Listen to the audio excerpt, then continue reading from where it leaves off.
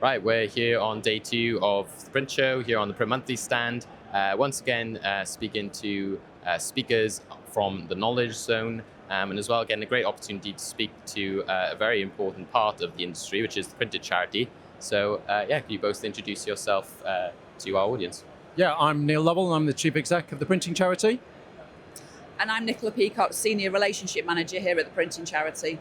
And Nicola, you just did the Knowledge Zone session on stage. So could you just tell us all about what that was about and what the focus was? Yeah, absolutely. So we had the pleasure of having a panel today. We had Stuart, who's CEO of Call Quick, and we also had co-owners of Sign Speed, Donna and Sam.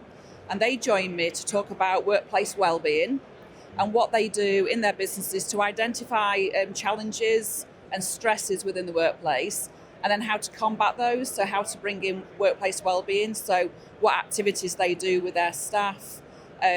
So suggestions are, like a Fish and Chip Friday, people getting together. They have like sporting events, they might do open water swimming. They have communal areas within the businesses, which is a nice safe place for people to open up and talk about how they might be feeling. So it's all really today about sharing ideas with the audience as well. We had quite a lot of questions from the audience, which was nice to hear. So it worked really well, thank you. And I guess it's really well timed because I guess, after the pandemic, there would have been so much more change in how we approach like mental health conversations within the workplace, especially as some people might have been at home and now, they're maybe going back to work and that kind of stuff. So have you seen a lot change within the past year in terms of how people ask you to how they can support their colleagues? Yes, there's still a lot of people working from home who would rather do that than go back into the office. I think more and more now people are addressing that they need to have well-being communities within the workplace, how to support them, and we do that by supporting with the helpline, our free charge confidential helpline within businesses. So an update on that, we've got something like 460 companies within the UK signed up with us now. And as a reminder, it's not just for print, but it's for publishing, packaging, paper, allied trades. So allied trades are like ink manufacturers, machine manufacturers, graphic arts. So we're supporting over 30,000 families in our sector. Oh, okay, yeah. So there's a lot of people to support and a lot of different changes, I guess, by whether they're more based in things like factories or paper merchants, or then, like you said, more office-based stuff. So there must be a big variety of challenges that you must come across, I guess.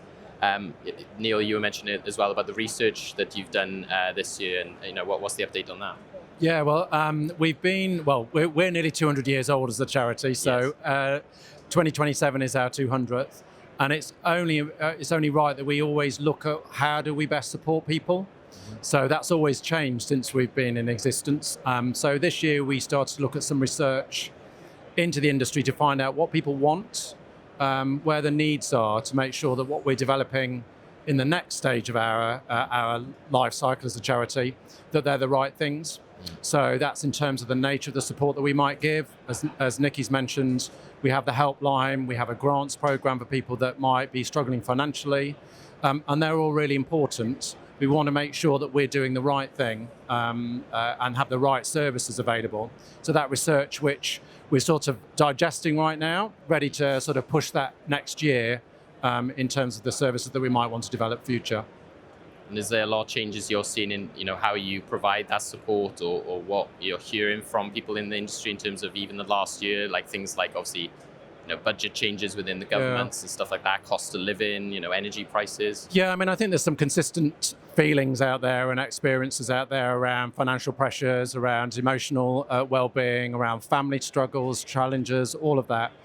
There's some highs in there as well, some good stuff, but that will always happen, won't it? I think the way in which we're seeing as well people needing support is how they want to receive that support. So the helpline is one way, but what should we be doing in terms of online support? What should we be doing in terms of maybe chat support, using AI, using other initiatives that will be relevant for some people, not for everyone, but for some people, maybe the younger groups in the sector as well. So that's the bit we need to really make sure that we don't just have one thing and hope it fits everyone. It's looking at how we broaden our offer. And you've got your luncheon coming up in November, I believe. We as have, well. yes. So can you tell us more about that and Yes. the preparation? Do you want to cover the luncheon, or would you like me to? I could. Yeah. Well, yeah, that's it's the in the calendar. It's the one thing where we get the sector together over lunch, and we talk about the work that we've done in the year. And it's a way for everybody that supports us or that use our services to come and sort of, in some ways, celebrate the work that we do, but also, show their support. And we ask every year, really, for people to go out and share the message of what we do, because for us, the challenge is always, how do we reach more people? Nikki's mentioned we have 460 companies. How do we get more? There's many more companies in our sector that we believe need our support or could need our support. How do we do that? So our luncheon is a chance every year. This year we have our President, Baroness Theresa May, who is doing the keynote speech for us this year, which we're very excited about.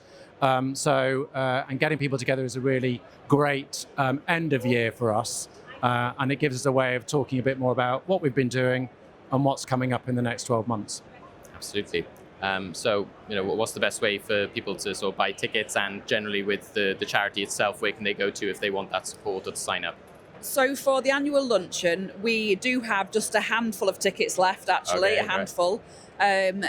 People can buy tickets on our website. There's a dedicated link there. They can pay straight away as well, which is great. And for anyone who wants to get in touch with us, what we say is, don't hesitate. Start a conversation with us, and whether you're a business leader, a business owner, whether you're an employee or independent, whoever you are in the UK, if you want to talk to us, we're here to listen and to advise about how we can support. So it starts with a conversation. Sign up to our newsletter. We don't bombard you. The newsletters are once every 4-5 weeks. Okay. There's some great information in there. Follow us on socials as well. We're active on socials, and we partner with a lot of companies in the UK who also support us as well. So yeah, please get in touch. Well, thank you both for joining us, and hope you enjoy the rest of the show. Thanks, David. Thank you.